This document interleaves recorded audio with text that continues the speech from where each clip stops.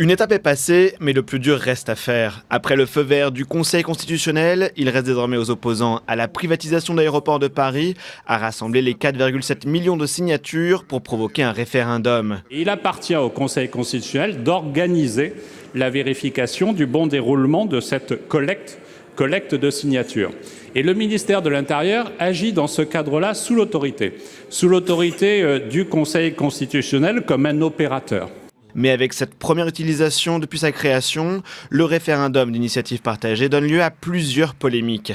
La première, sur sa légitimité, car il remet en cause un vote du Parlement.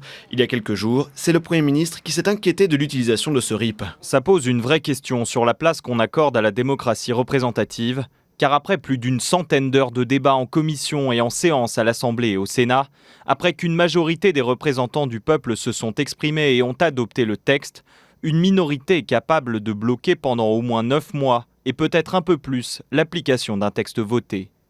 Une opposition entre démocratie parlementaire et participative que la Constitution voulait éviter.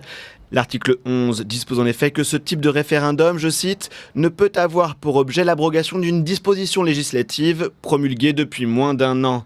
Un détail contourné par l'opposition au projet qui a déposé cette demande de référendum avant le vote final du Parlement. Une analyse à laquelle a répondu Laurent Fabius, actuel président du Conseil constitutionnel. Selon lui, le texte a bien été respecté, même si les parlementaires ont exploité une faille dans la Constitution.